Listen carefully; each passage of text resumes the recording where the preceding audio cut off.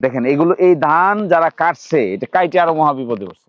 পৃথিবীর যে যেখানে আছেন, যেখান থেকেই দেখছেন, দেখেন আমরা আসছি এখানে বরামের হাওর, ওদিকে আছে দল কাদিরপুর, এদিকে হলো দিরাই, এবং এখানে এই হাওরে এসে পুরা হাওরে মানুষ জমি কাটতে পারেনি। এবং এইভাবে সোনালী ধান তলিয়ে যাচ্ছে। শুধু এখানে না, এটা তলিয়ে যাচ্ছে তাপ্তির হাওরে, তলিয়ে যাচ্ছে কুলুঞ্জের বিভিন্ন হাওরে, তলিয়ে যাচ্ছে রফিনগরের হাওরে, করিমপুরের হাওরে, সব জায়গায়। দেখেন এগুলো, এই ধান যারা কাটছে এটা কাইটে আরো মহাবিপদে পড়ছে। রাস্তার ভিতরে অনেক ধান দেখা গেছে যে কাটছে, কিন্তু এটা বিপদের মধ্যে আছে, এগুলো আর নিতে চায় না, কেউ তুলতেও চায় না। এবং এই ধান নিয়ে এমন বিপদে পড়ছে মানুষ। দেখেন ধান কিন্তু গাছের ভিতরে আছে ঠিকই, কিন্তু ধানের ভিতরে চারা গজাইছে। এখন প্রশ্ন হলো, আমি আসছি আপনাদেরকে একটা ক্ষোভের কথা বলার জন্য। এটা তো দেখছি, পরিবেশ তো সবাই জানে, সবাই দেখছে, এমন কোনো লোক নাই যে পরিবেশ দেখে নাই। এবং জাতীয়ভাবে এগুলো দেখে, ভিডিও দেখে, ফেসবুক পোস্ট দেখে সবাই অবহিত হয়েছেন। কিন্তু করবেন কি এখন? এটাই হলো মূল ইস্যু। কাজটা কি? আমরা এখানে না হয় এই কৃষকরা বৃষ্টিতে ভিজতেছে, নদীতে পানিতে ভিজতেছে, বাচ্চারা স্কুলে যেতে পারতেছে না, এসএসসি পরীক্ষা শুরু হয়ে গেছে। আমার মনে হয় প্রাথমিক কাজ করা উচিত সরকারের, এটাকে দুর্গত এলাকা ঘোষণা করা, কৃষি দুর্গত।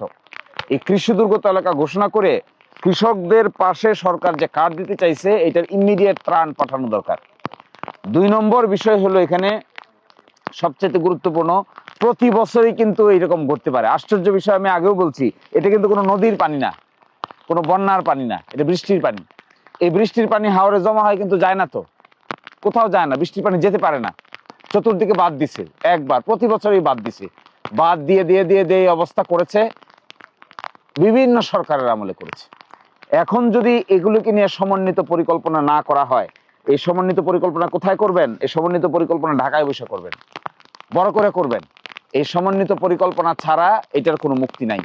এটা পুরা সুনামগঞ্জের ভাটি অঞ্চলের সবগুলো হাওরে এই দশা। এখান থেকে যদি মুক্তি পাইতে হয়, তাহলে আমাদের একমাত্র কাজ হলো ভবিষ্যতে যেন এই পানি নিষ্কাশন ব্যবস্থা সঠিক করা যায়, এইটার ব্যবস্থা করবেন।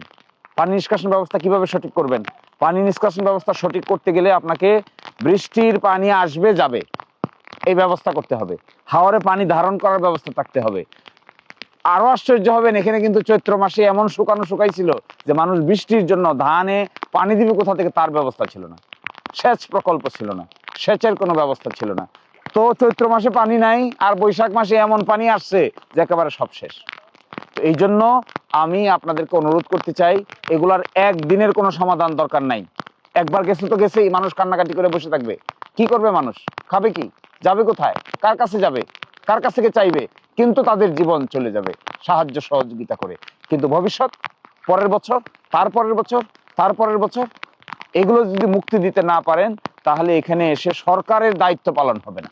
সরকারের দায়িত্ব পালন করতে গেলে মেগা প্রকল্প লাগবে, মেগা প্রকল্প।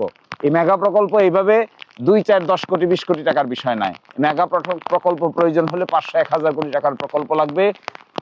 খনন করবেন, পানি থাকার ব্যবস্থা করবেন, পানি যেটা আসবে এটা নিষ্কাশনের ব্যবস্থা করবেন, বস শেষ।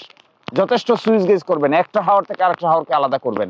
এবং আমি যেগুলো বলছি এগুলো আমার ইনস্ট্যান্ট বুদ্ধির কথা, কিন্তু ইঞ্জিনিয়ার ডাকলে পৃথিবীর বিভিন্ন দেশে এই সমস্ত হাওর আছে, ধান চাষ প্রকল্প আছে, এগুলো তাদেরকে ডেকে বসে যদি প্রকৃত সমাধান করতে পারেন, তবেই আমি মনে করব কৃষকদের জন্য কিছু করা হয়েছে।